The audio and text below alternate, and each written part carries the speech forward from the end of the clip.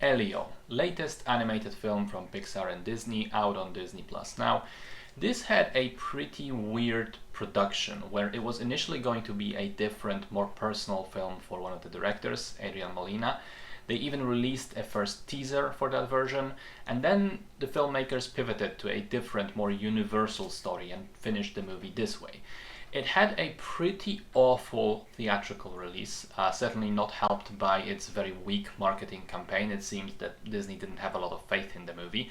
Now it's out on streaming, and I can say with all certainty that in this case, commercial failure is not at all related to artistic merit. The movie follows Elio, a young boy who lives with his auntie after the death of his parents.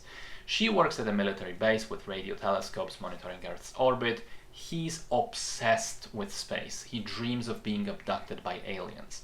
And one day, aliens do come and do take him away to this utopian multi-species space station because they mistakenly take Elio for the leader of all Earth.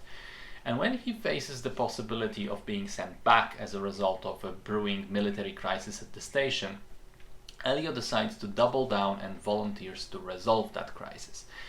So, as I alluded to earlier, this is actually a really solid movie. I think it doesn't perhaps have the emotional highs of, let's say, Coco or Inside Out, but it is, I think, more consistent than those movies and remains at the same level of good throughout its runtime.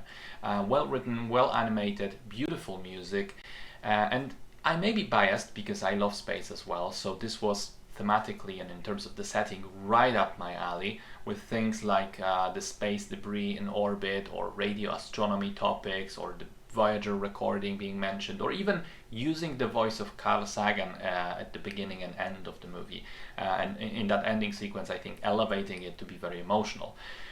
But it's not purely science. The movie also directly and indirectly references a ton of other sci-fi media. Contact, Close Encounters of the Third Kind, Alien, Terminator, Arrival, E.T., Star Wars, all of it is in here, but done, I think, rather cleverly.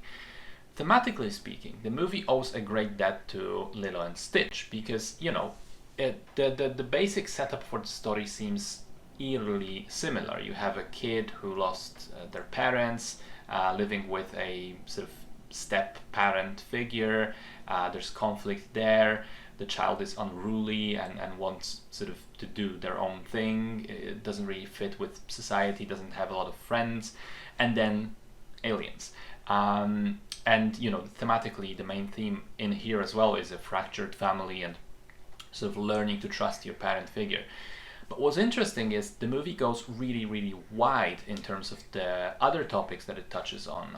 Aside from the family angle, we have space, obviously, and the wonders of space exploration, as well as some space skepticism on the other side.